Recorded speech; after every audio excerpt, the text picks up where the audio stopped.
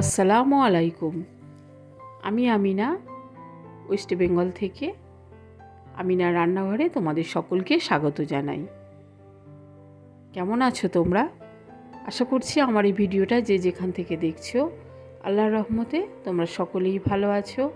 আলহামদুলিল্লাহ আমরাও সবাই ভালো আছি। কিন্তু মনটা তো আমার অনেকটাই খারাপ। আর কেন খারাপ আমি বলছি তোমাদের। তো এখানে আজকে আমি আজকে বানাচ্ছি না, তো বলছি আমি পরে সব কিছুই আস্তে আস্তে তোমাদের সঙ্গে শেয়ার করব। তো এখানে আমি প্রথমবার বিফ বিরিয়ানি বানাচ্ছি। তো বিফ বিরিয়ানি বানাতে গেলে এগুলো আমাদের সব বিরিয়ানি আখা মশলাগুলো সব দিয়ে দেব। আর ওখানে আমি মাংসে মাখিয়ে রেখেছি সাধারণ মশলা যেগুলো, সেইগুলো লঙ্কা হলুদ জিরে ধনে এইসব দিয়েছি। আর তেল দিয়েছি পরিমাণ মতো, যেমন লাগবে তেল। আর এই গোটা মশলাগুলো দিয়ে আর দই দিয়ে ভালো করে ম্যারিনেট করে রেখে দেব। ঘন্টা দুয়েক মতো ম্যারিনেট করে রেখে দেব। তো আজকে দেখতে পাচ্ছ এই যে আমি এইগুলো যে বিরিয়ানি মশলাগুলো দেখতে পাচ্ছ, এগুলো আর বলার কিছু নেই, কি আর বলার আছে, সবাই তো জানো। তো এগুলো আমি একটু হালকা গরম করে মানে গুঁড়িয়ে রেখে দেব। আর এখানে আদা রসুনটা দেওয়া হচ্ছে, আদা রসুনটা পেস্টটা নয়, আদা রসুন দিয়ে এই যে ছেঁকে মানে জুসটা দিয়ে দেওয়া হচ্ছে, যাতে করে না আর কি তলায় লেগে যায়। আর এই যে মশলাগুলো আমি অর্ধেকটা বা কোনটা অর্ধেকের বেশিটা কমটা এরমভাবে সবগুলো করব না, অর্ধেকটা নিয়ে আমি গুঁড়িয়ে রেখে দেবো। কারণ একবার অনেক বেশি করলে না এর যে একটা সুন্দর গন্ধ, সেই গন্ধটা চলে যায়। তো আজকে বুঝতেই পারছো আয়োজনটা কিসের আয়োজন। আজকে আমি দিচ্ছি মসজিদে ইফতারি। প্রত্যেকবারের মতো এবছরও আমরা তৈরি করেছি, আলহামদুলিল্লাহ। তো আজকে আমার সঙ্গে আছে আমার ভাসুরের ছেলেরা, নাতিরা, সবাই মিলে এগুলো করা হচ্ছে। এখন বাজে দুপুর 2টো। রেডি করে চলে এসেছি বাইরে রান্নাঘরে, কারণ ওগুলো তো আর ঘরে গ্যাসে হয় না। তো তার জন্য সব কিছু এই যে ইফতার করছি। আর এই যে সুন্দর একটা প্রকৃতির দৃশ্য তোমাদের না দেখালেই নয়। এত সুন্দর পাখিগুলো কিচিরমিচির করছে। আর এই যে দেখো আম গাছে একটু দেখো কত ভালো লাগছে, পাখিগুলো এত চেঁচাচ্ছে, যেন মনে হচ্ছে একটা মিউজিক বাজছে, এত ভালো লাগছে। তো যাই হোক, মাংসটা এখানে সিদ্ধ করতে বসে দিয়েছি। কাঠের আংড়ায় ডিমি আছে, প্রায় ঘন্টা দেড়েক লেগেছে মাংসটা সিদ্ধ হতে, যেহেতু মাংসটা একটু বড় বড় করেই কাটা আছে।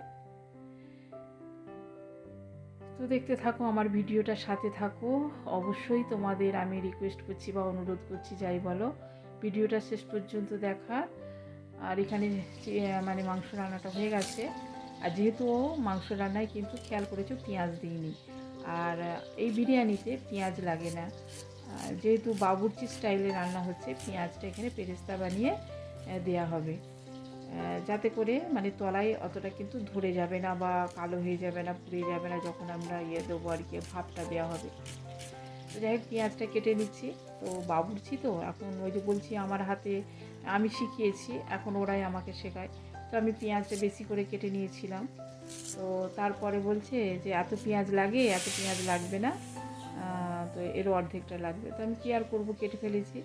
এই যে এতটা পেঁয়াজ লাগবে না, প্রায় 5-6টা মতো আমি পেঁয়াজ কেটে নিয়েছিলাম, অত মনে নেই, ওগুলো লাগেনি। তো হাফিও মানে পেঁয়াজটা ভাজা হয়েছে। আর এখানে মাংসটা তো সিদ্ধ হয়ে গেছে। আর দেখো কিভাবে আমার কথার বলার সঙ্গে সঙ্গেই কীভাবে করছে, তোমরা নিশ্চয়ই এটা খেয়াল রাখছো। আর আলাদা করে নিচ্ছে মাংসটা একটা হাঁড়ি থেকে আলাদা হাঁড়িতে, মানে শুধু মাংসগুলো আলাদা করে নিচ্ছি। আর ওই গ্রেভিটা বা জুসটা ওটা আলাদা থাকবে, শেষে ওটা দেয়া হবে যখন সব সাজানো হয়ে যাবে। দেখতে থাকবে কিন্তু ভিডিওটা। আর এই বিরিয়ানিটা এত সুন্দর, এত মজার হয়, তোমাদের মানে বলে বোঝানো যাবে না, এত সুন্দর হয়েছিল। মানে কী আর বলবো তোমাদের, আমি বলতে পারছি না, এত মজার হয়েছে। আমরা অনেক বেশি ইফতার করে খেয়ে নিয়ে আর বেশ হজমও হয়েছিল, মানে পেট ভরে গেছে, তখনও মনে হচ্ছে যেন আমি খেয়ে যাই, এত সুন্দর হয়েছিল। তো তো যাই হোক, আমার মনটা কেন খারাপ তোমাদের একটু বলি। তো ছেলেটা যেহেতু নেই, ছেলের জন্য তো সত্যি আমার অনেক মনটা খারাপ। তো তোমাদের দোয়ায় আর আল্লাহর রহমত যদি থাকে আমার উপরে, আমার ছেলে ঈদে ঠিক চলে আসবে। এখনও পর্যন্ত তার আসার কোনো ঠিক নেই। সে বারবার ফোন করছে, মা আমি যাব, আমার ভালো লাগছে না, মা আমি যাব। তখন মায়ের জীবনটা কেমন হয়, আমার তো কষ্ট হচ্ছেই। প্রত্যেকটা দিন যখন আমি ইফতারে বসি তখনই আমার বুকের ভিতরটা হু হু করে ওঠে ছেলের জন্য। চোখের পানি চোখের মধ্যেই মেরে নেই। কি করব, ছেলের জন্য, ভবিষ্যতের জন্য ওকে তো থাকতেই হবে। আর তারপরে বলছি দাঁড়াও, আর এই যে বিরিয়ানির মশলাটা প্রত্যেকবারেই আমি যখন বিরিয়ানি করি তোমাদের দেখাই। তো পেঁয়াজ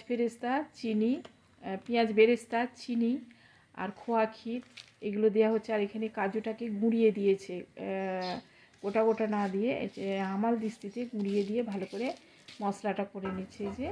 আর দিয়ে যে সাজিয়ে দিচ্ছে, আলুগুলো দিয়ে দিচ্ছে, দিয়ে ওই মশলাগুলো সব একে একে দিতে থাকবে। তোমরা দেখো, দেখলেই সব বুঝতে পারবে।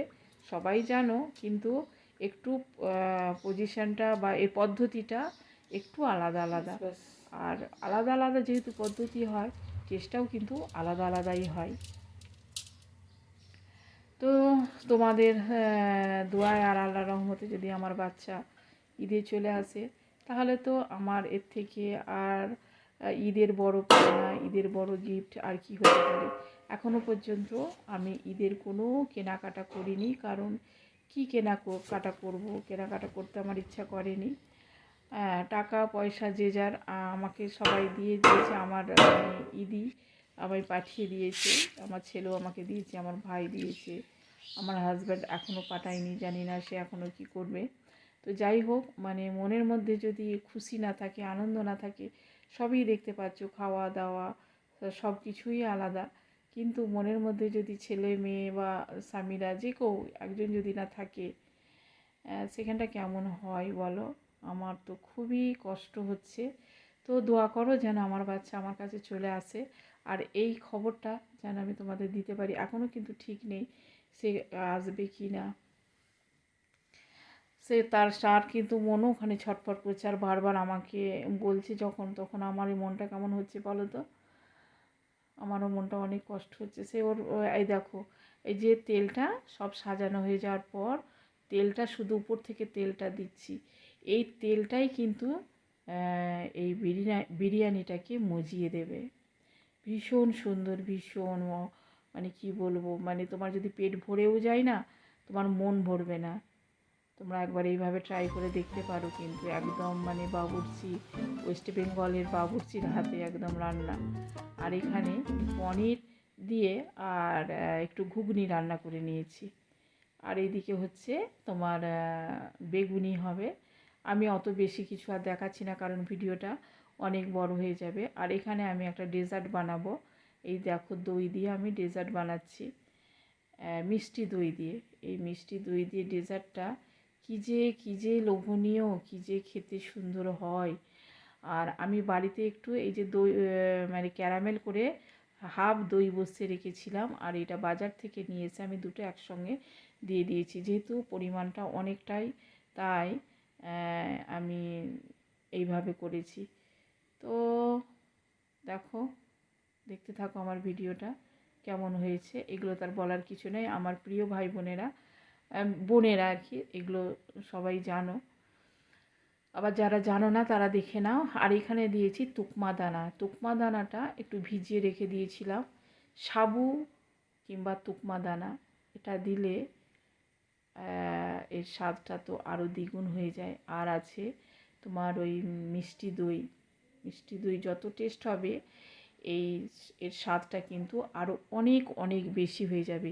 চিঁড়ে দিয়ে এই ডেজার্টটা বানিয়ে নিলাম। চিঁড়ে আছে বিভিন্ন রকমের। সময়ের আগে আমাদের পৌঁছে দিতে হবে মসজিদে। আলহামদুলিল্লাহ, এগুলো মসজিদে যাবে, পরে আবার আমাদের জন্য তৈরি হবে মানে মসজিদে। তো ভিডিওটা কেমন লাগলো তোমরা অবশ্যই জানিও।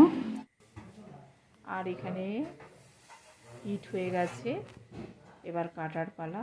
দেখতে থাকো আজকের আমার ভিডিওটা কেমন হয়েছে। আমি তো লাইকের কথা, সাবস্ক্রাইবের কথা বলতে ভুলেই গেছি। তো ভিডিওটা যদি ভালো লাগে, শেষ পর্যন্ত যারা এখনও আছো, বলে দিচ্ছি লাইক দিয়ে দাও, আর যারা নতুন বন্ধু সাবস্ক্রাইব করে আমার পাশে থেকো। তোমরা সবাই ভালো থেকো, সুস্থ থেকো এবং খুশিতে থেকো। অনেক ভালো করে ঈদ কাটাও। আল্লাহ হাফিজ। আসসালামু আলাইকুম ওয়া রাহমাতুল্লাহি।